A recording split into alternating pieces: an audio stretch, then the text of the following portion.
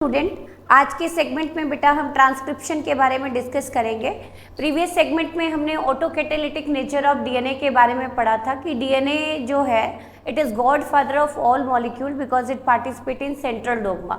ये सब बातें हमने ऑलरेडी डिस्कस कर ली हैं कि डीएनए रेप्लिकेशन के थ्रू डीएनए बनाता है एंड ट्रांसक्रिप्शन के थ्रू आरएनए बनाता है। तो जब डीएनए ट्रांसक्रिप्शन के थ्रू आरएनए बनाता है तो इस प्रॉपर्टी को बोलते हैं हेटेरोकैटालिसिस। क्लियर? तो आज के सेगमेंट में हम समझेंगे कि डीएनए का जो हिस्सा ट्रांसक्रिप्शन में पार्टिसिपेट करता है उसको क्या कहते हैं, कौन से मेजर एंजाइम इन्वॉल्व होते हैं ट्रांसक्रिप्शन में, और डिटेल में 3 स्टेप्स पढ़ेंगे, इनिशिएशन, इलोंगेशन एंड टर्मिनेशन। तो बिफोर स्टार्टिंग एक्सप्लेनेशन और mechanism of transcription, first of all we discuss about कि डीएनए की दोनों स्ट्रैंड कभी भी ट्रांसक्रिप्शन में पार्टिसिपेट नहीं करती। ये हमने ऑलरेडी अपने प्रीवियस लेक्चर में डिस्कस कर लिया था कि out of 2 strand, that is 3 prime to 5 prime and 5 prime to 3 prime, only the strand with polarity 3 to 5 which is said to be template strand participate in transcription। कभी भी 5 prime to 3 prime वाली transcription में participate नहीं करती, ऐसा हमने detail में समझा था। तो हम सीधा ही अपना टॉपिक को कंटिन्यू करेंगे बेटा ट्रांसक्रिप्शन यूनिट से। तो ट्रांसक्रिप्शन यूनिट क्या होती है उससे पहले हम समझेंगे व्हाट इज ट्रांसक्रिप्शन। तो transcription is a unique process और you can call it as a molecular process, क्योंकि डीएनए न्यूक्लियस में लोकेटेड है, वो साइटोप्लाज्म में नहीं जाना चाहता प्रोटीन बनाने के लिए, तो वो अपनी वर्किंग कॉपी बनाता है। डीएनए अपनी वर्किंग कॉपी बनाता है in the form of RNA. 3 type के आरएनए हम डिस्कस कर चुके हैं, mRNA, rRNA, tRNA, messenger RNA, ribosomal RNA, transfer RNA जिसको हमने एडेप्टर मॉलिक्यूल भी कहा था। तो समझते हैं हम, transcription is defined as formation of RNA which is of 3 type, mRNA, rRNA and tRNA, transfer RNA, which is soluble RNA. So defined as formation of RNA according to DNA, or you can call template strand of DNA. Template strand of DNA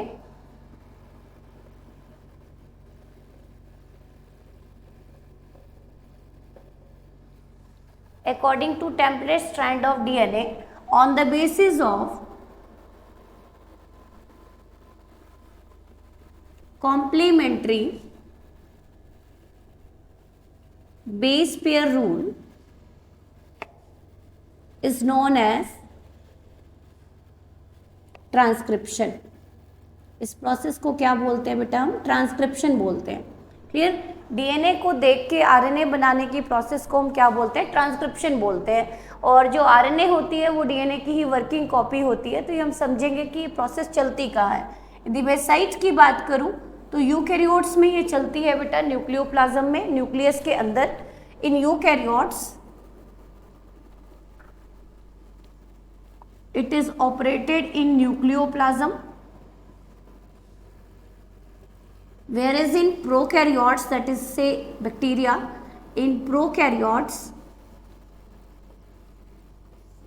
it is operated in cytoplasm।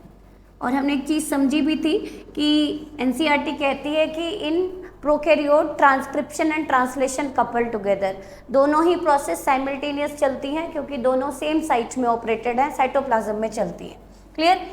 इस चीज़ को समझने से पहले कि हमने RNA को working copy कहा है, तो डीएनए का जो पार्ट ट्रांसक्रिप्शन में पार्टिसिपेट करता है उसको हम बोलते हैं ट्रांसक्रिप्शन यूनिट। तो first of all we discuss about transcription unit. Transcription unit is the sequence of DNA, which is the sequence of DNA which actually participate in transcription। DNA का वो हिस्सा जो ट्रांसक्रिप्शन में पार्टिसिपेट करता है उसको हम बोलते हैं ट्रांसक्रिप्शन यूनिट। यदि मैं रफ सा डायग्राम बनाऊं तो सपोज दिस इज डीएनए,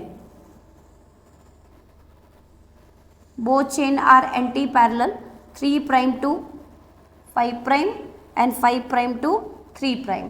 तो डीएनए का जो हिस्सा ट्रांसक्रिप्शन में पार्टिसिपेट करता है, सपोज ये सेगमेंट पार्टिसिपेट कर रहा है, ये सेगमेंट पार्टिसिपेट कर रहा है, ये वाला सेगमेंट पार्टिसिपेट कर रहा है। तो डीएनए का जो हिस्सा ट्रांसक्रिप्शन में पार्टिसिपेट करता है उस पार्ट को बोला जाता है बेटा ट्रांसक्रिप्शन यूनिट। क्लियर? तो इसको समझेंगे कि क्या है ये ट्रांसक्रिप्शन यूनिट, किस तरह से आपकी एनसीईआरटी ने उसको एक्सप्लेन किया है। तो समझते हैं ट्रांसक्रिप्शन यूनिट क्या होती है बेटा। तो ये एक चेन है जिसको मैं स्ट्रेट लाइन से रिप्रेजेंट कर रही हूँ, 3 prime to 5 prime and this is 5 prime to 3 prime. Clear? तो डीएनए का जो पार्ट जहाँ से ट्रांसक्रिप्शन की शुरुआत होती है उसको बोलते हैं प्रमोटर सीक्वेंस।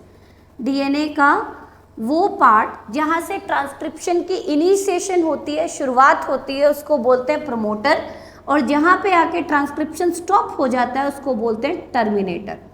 उसको क्या बोलते हैं बेटा? टर्मिनेटर बोलते हैं।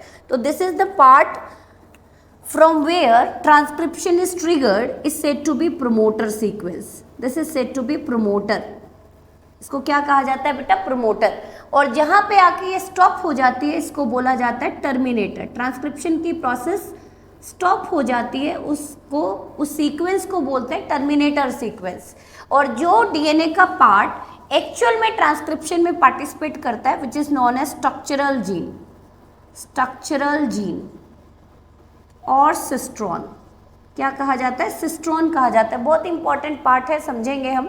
ऑलरेडी हम अपने प्रीवियस सेगमेंट में डिस्कस कर चुके हैं कि डीएनए का कौन सा स्ट्रैंड पार्टिसिपेट करता है ट्रांसक्रिप्शन में बेटा? 3 to 5 प्राइम, जिसको हम बोलते हैं टेम्पलेट स्ट्रैंड। इसको बोलते हैं template strand, template strand. And the formed RNA resemble to 5 prime to 3 prime sequence which is known as coding strand. इसको बोला जाता है coding strand. Template strand is also known as master strand और non coding strand. Misnomer है बेटा।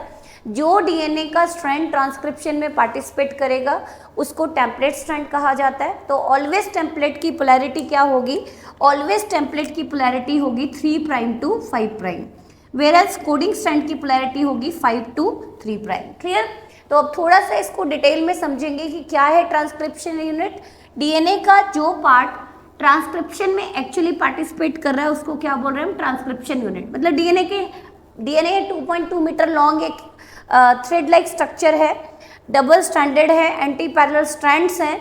क्योंकि RNA आपका single strand होता है, फंक्शनल वर्किंग कॉपी होता है, तो हमें डीएनए को देख के आरएनए बनाना है। तो डीएनए की एक ही सीक्वेंस ट्रांसक्रिप्शन में पार्टिसिपेट करेगी। कौन से वाली बेटा? 3 to 5 प्राइम वाली, जिसको हम क्या बोलते हैं? टेम्पलेट स्ट्रैंड और मास्टर स्ट्रैंड। और जो सीक्वेंस पार्टिसिपेट नहीं करती उसके लिए एनसीईआरटी टर्म देती है coding strand, yet it not participate in coding. Coding में कौन पार्टिसिपेट कर रहा है? टेम्पलेट। लेकिन हम कोडिंग वर्ड किसके लिए यूज कर रहे हैं? 5 प्राइम टू 3 प्राइम वाले के लिए। ऐसा हम क्यों करते हैं मैं डिस्कस कर चुकी हूँ, फिर भी एक बार रिकैप करा देती हूँ। क्योंकि जो आरएनए बनने वाला है ऑन द बेसिस ऑफ कॉम्प्लीमेंटैरिटी वो किससे रिजेंबल करता है बेटा? 5 प्राइम टू 3 प्राइम। तो क्या होती है प्रमोटर, क्या होती है टर्मिनेटर, क्या होती है स्ट्रक्चरल जीन, इसको डिटेल में समझेंगे। तो थोड़ा सा समझते हैं कि ट्रांसक्रिप्शन यूनिट सीक्वेंस है वो डीएनए का जो ट्रांसक्रिप्शन में पार्टिसिपेट करता है, और जहाँ से आपकी स्टार्ट होती है प्रोसेस, ट्रांसक्रिप्शन स्टार्ट होती है, उसको प्रमोटर कहा जाता है। तो आप लिखें, सबसे पहले लिखें प्रमोटर क्या है। Promoter is the sequence of DNA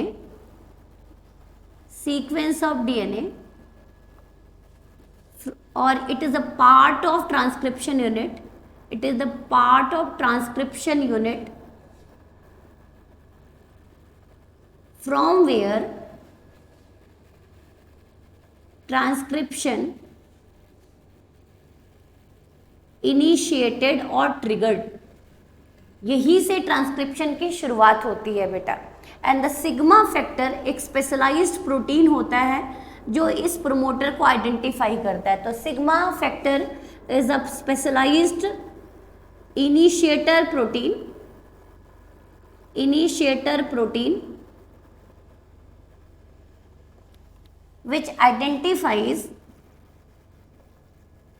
which identifies promoters on DNA sequence and unwind them, खोल देता है उसको, unwind them and initiate the process of transcription. तो आपसे क्वेश्चन पूछा जाए बेटा कि जो सिग्मा फैक्टर है वो ट्रांसक्रिप्शन यूनिट के किस साइट पे अटैच होता है, this is the most important PYQ. तो it is attach over promoter sequence. ये किस पे अटैच होता है, प्रोमोटर सीक्वेंस पे. और ये किसको आइडेंटिफाई करता है, प्रोमोटर को, और डीएनए को खोलना शुरू कर देता है. It help in formation of transcription bubble. DNA वहां से खुल जाता है और ट्रांसक्रिप्शन क्या हो जाती है, शुरू हो जाती है. एक और इंपॉर्टेंट क्वेश्चन बेटा, ऑलवेज डीएनए के 5 प्राइम एंड के लिए हम टर्म यूज करते हैं अपस्ट्रीम और 3 प्राइम के लिए टर्म यूज करते हैं डाउनस्ट्रीम. ये मैं ऑलरेडी डिस्कस कर चुकी हूँ, फिर से मैं एक बार रिकॉल करा रही हूँ आपको. ऑलवेज डीएनए की एक चेन की पोलैरिटी होती है 3 to 5, नेक्स्ट की होती है 5 to 3. Both chain are antiparallel in nature. ऐसा हमने पढ़ लिया है ऑलरेडी अपनी पैकिंग ऑफ डीएनए में. डीएनए के Watson and Crick model, DNA के स्ट्रक्चर को हमने डिटेल में समझा था. तो मैं आपको बता दूं 5 प्राइम को अपस्ट्रीम बोलते हैं, 3 प्राइम को डाउनस्ट्रीम बोलते हैं. तो यदि मैं इस प्रोमोटर की लोकेशन पूछूं तो आप क्या लिखेंगे, it is located upstream of coding strand and downstream of template strand. Clear, this is the important point. तो प्रोमोटर की क्या हम लोकेशन कहते हैं बेटा, इंपॉर्टेंट है, हैशटैग करके लिखें. It is located upstream of coding strand and downstream of template strand. The naming always किसके रिस्पेक्ट में की जाती है बेटा, कोडिंग स्ट्रैंड के. तो it is located upstream of coding strand. This is the important point. Now come over the, जहां पे प्रोसेस आके स्टॉप हो जाती है उसको बोलते हैं टर्मिनेटर. तो second is the terminator. Is the part of transcription unit or sequence of DNA where the process of transcription stopped. Clear? So it is the sequence of DNA or part of transcription unit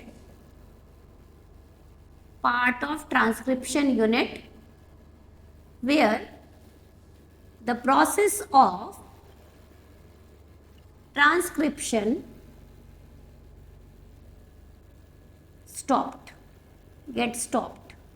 बंद हो जाता है. Process क्या हो जाती है, stopped हो जाती है. क्लियर, रुक जाती है. और इसमें हेल्प करता है बेटा रो फैक्टर. एक स्पेशल प्रोटीन होता है which is integral part of core enzyme. Detail में समझेंगे कोर एंजाइम क्या है, आरएनए पॉलीमरेज क्या है. तो इसमें कौन सा फैक्टर इन्वॉल्व होता है बेटा, sigma factor.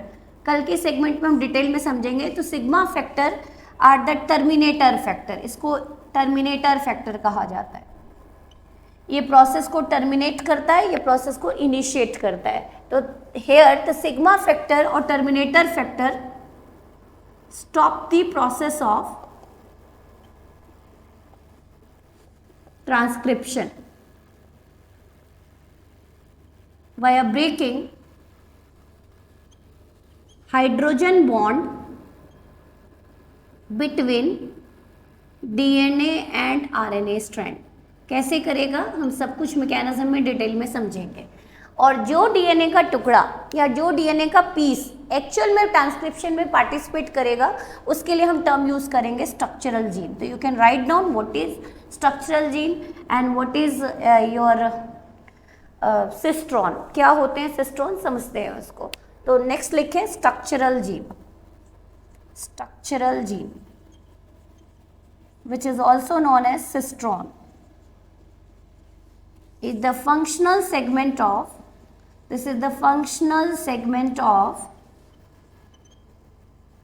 DNA, or it is the functional segment of transcription unit segment of DNA which actually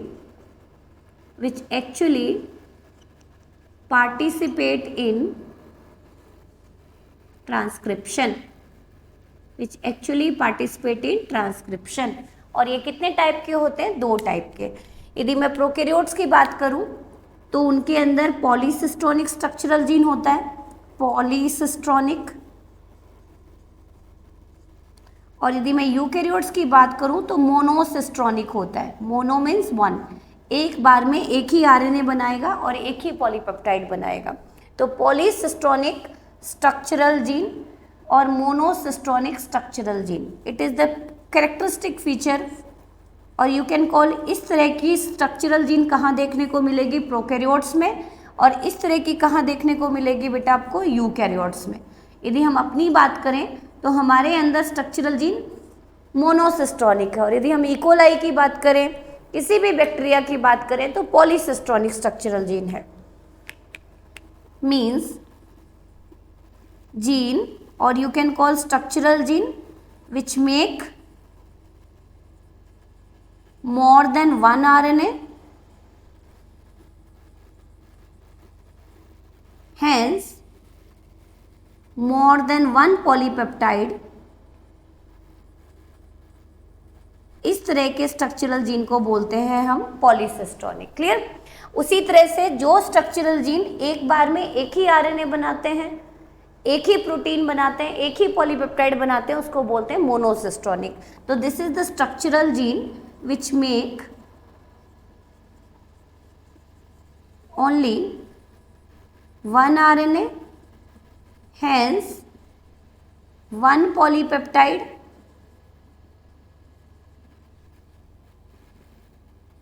known as monocistronic structural gene which is characteristic feature of eukaryotes. तो ये हमने समझा बेटा कि जो डीएनए है, it is 2.2 metre long thread like structure which is condense to form chromosome. Chromatin fibre जो होते हैं कंडेंस होकर रॉड शेप क्रोमोसोम बनाते हैं।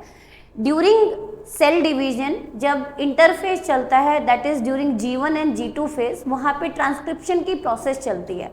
तो डीएनए के जो सेगमेंट ट्रांसक्रिप्शन में पार्टिसिपेट करते हैं उसको हम बोलते हैं बेटा ट्रांसक्रिप्शन यूनिट, और you can call it is the sequence of DNA which participate in transcription. ये तीन पार्ट से मिलके बना है, प्रोमोटर से, टर्मिनेटर से और स्ट्रक्चरल जीन से। तो जहाँ से ट्रांसक्रिप्शन ट्रिगर हुई, इनिशिएट हुई, उसको हमने बोला प्रोमोटर। जहाँ पे जाके स्टॉप हो गई वहाँ पे बोला हमने टर्मिनेटर। और जो डीएनए की सीक्वेंस ने एक्चुअल में ट्रांसक्रिप्शन में पार्टिसिपेट किया, आरएनए बनाया, पॉलीपेप्टाइड बनाया, उसको हमने नाम दिया structural gene which is commonly said to be cistron. तो सिस्ट्रॉन को आप कैसे डिफाइन करोगे? डीएनए का वो फंक्शनल सेगमेंट जो एक्चुअल में, जैसे मैं कहूँ कि this is the complete DNA sequence, लेकिन यहाँ प्रोसेस शुरू हो रही है, यहाँ प्रोसेस खत्म हो रही है। तो एक्चुअल में डीएनए के किस हिस्से ने आरएनए बनाया है? सिस्ट्रॉन ने बनाया है। तो functional segment of DNA is said to be cistron. तो सिस्ट्रॉन को कैसे डिफाइन करेंगे?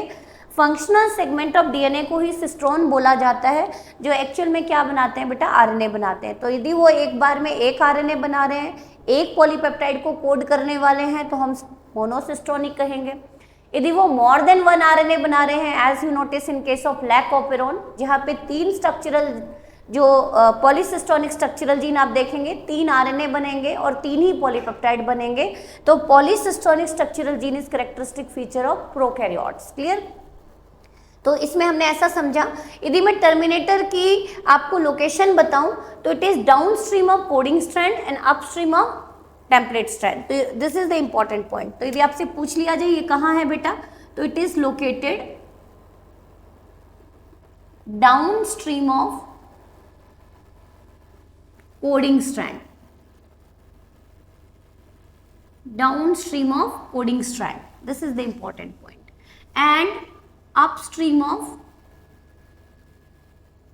Template strand. ऑलवेज टेम्पलेट की पोलैरिटी क्या होती है? 3 प्राइम टू 5 प्राइम। तो कौन सा डीएनए का सीक्वेंस के अकॉर्डिंग आरएनए बनने वाला है? टेम्पलेट स्ट्रैंड के अकॉर्डिंग। लेकिन वो रिजेंबल किससे करने वाला है? Coding strand. In next segment we discuss about mechanism of transcription. Thank you so much.